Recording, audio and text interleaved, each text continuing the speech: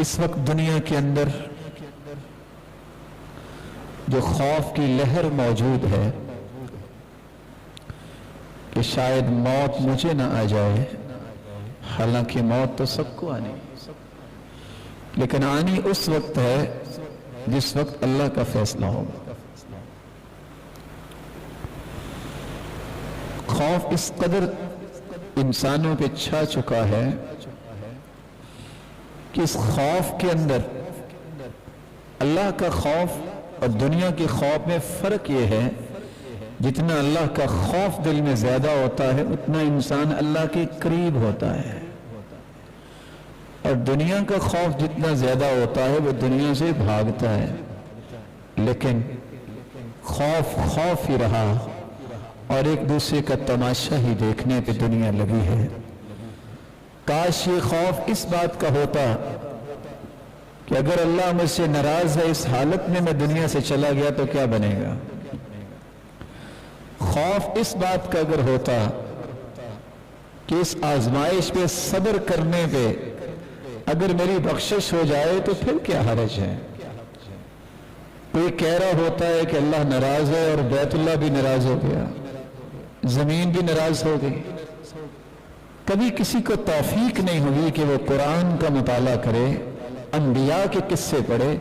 3 سال تک رسول اللہ صلی اللہ علیہ وسلم کو شیب ابی طالب میں محصور ہونا پڑا اور مکے والوں نے لاک ڈاؤن کیا، نکل ہی نہیں سکتے۔ تو آپ کہیں گے کہ اللہ تعالیٰ ہم سے بھی ناراض تھے؟ کیا بیت اللہ میں تو وہ نہیں آ سکے 3 سال؟ کیا آپ کہیں گے کہ بیت اللہ ہم سے بھی ناراض تھے؟ سنی سنائی باتیں، سنے سنائے قصے اور کہانیاں، ان کو آگے شیئر کرنا اور ان کے پیچھے لگنا، یہ پوری قوم کی عادت بن گئی ہے۔ مومن ایسا نہیں ہوتا۔ مومن سب سے پہلے یقین کرتا ہے، ساری دنیا بھی کچھ کہہ دے تو کہہ دے، جب تک میرے رب کا فیصلہ نہیں ہوگا کچھ نہیں ہو سکتا۔ اور اگر ساری دنیا میں سے ایک شخص بھی نہ کہے میرے رب کا فیصلہ آ گیا ہے تو پھر کسی کے کہنے کی ضرورت نہیں ہے، فیصلہ وہی نافذ ہوگا۔ اللہ تعالیٰ نے اس لیے قرآن مجید میں خوشخبری سنائی ہے، الا ان اولیاء اللہ لا خوف علیہم ولا هم یحزنون۔ اللہ کے جو ولی ہوتے ہیں وہ بھی اس معاشرے کا حصہ ہیں، وہ بھی اسی زمین میں بستے تھے اور بستے ہیں اور کل کو بھی اللہ پیدا کریں گے، لیکن خوف ان پہ کبھی غالب نہیں آتا، غم ان کو کبھی نہ ڈھال نہیں کرتا۔ پریشانیاں تو انبیاء کو بھی آئی، غم تو انبیاء اور رسول کو بھی آئی، لیکن غم کا آ جانا یہ انسان ہونے کی نشانی ہے، لیکن ہر وقت غمگین رہنا یہ بے ایمان ہونے کی نشانی ہے۔ خوف کا آ جانا یہ انسان ہونے کی نشانی ہے۔ موسیٰ علیہ السلام نے لاٹھی پھینکی اللہ کے حکم سے، وہ اژدہا بن گیا، موسیٰ بھاگ پڑے۔ یہ فطرتی خوف ہے۔ ایک خوف وہ ہے کہ فلاں میری جان لے لے گا، یہ صرف اللہ تعالیٰ کا خوف ہونا چاہیے۔ کسی اور کا خوف اگر کسی انسان کا آ جائے تو شرک بن جاتا ہے۔ ایک اللہ کے عذاب کا خوف ہے، یہ انسان کے اندر خوف آ جائے تو اس کا سب سے خوبصورت ایمان بن جاتا ہے۔ ایک اللہ تعالیٰ کا خوف ہے، یہ اس کو نصیب ہوتا ہے چوتھی قسم خوف کی کہ میں اللہ سے محبت کرتا ہوں، اس کا خوف کہیں میرا رب مجھ سے ناراض نہ ہو جائے، یہ اللہ کے ولیوں کی نشانی ہے۔ فطرتی خوف، اس کا کوئی گناہ نہیں ہے۔ موسیٰ علیہ السلام بھی خوف زدہ ہو گئے تھے، لیکن مخلوق میں سے اللہ کے علاوہ کسی اور سے اس طرح ڈر جانا کہ یہ میری موت کا سبب بن جائے گا، یہ تو اللہ تعالیٰ سے دوری کی بات ہے۔ الا ان اولیاء اللہ لا خوف علیہم ولا هم یحزنون۔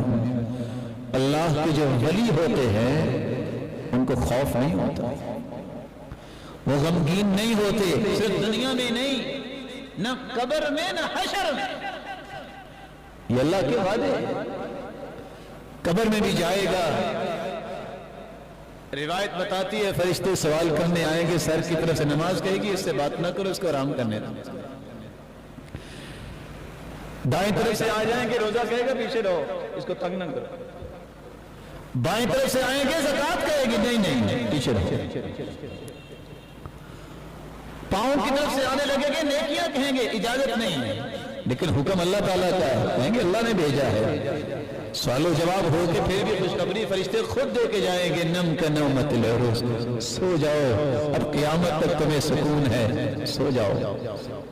और पूछेंगे तुमने जवाब कैसे दे दिए, तो वो भी 3 जवाब देगा जिसकी तैयारी आज कोई नहीं कर रहा। खबरें सारे सुनते हैं, अखबार सारे पढ़ते हैं, ब्रेकिंग न्यूज में जान जाती है, लेकिन अल्लाह के रसूल के पैगंबर ने फरमाया जवाब वहां अल्लाह का वली जो है वो देगा, जिसके बाद उसे कोई खौफ नहीं है, मेरा रब अल्लाह है। मैंने कुरान को पढ़ा, उसको सच्चा माना और उसके मुताबिक अमल किया, ये है अल्लाह के वलियों की निशानी।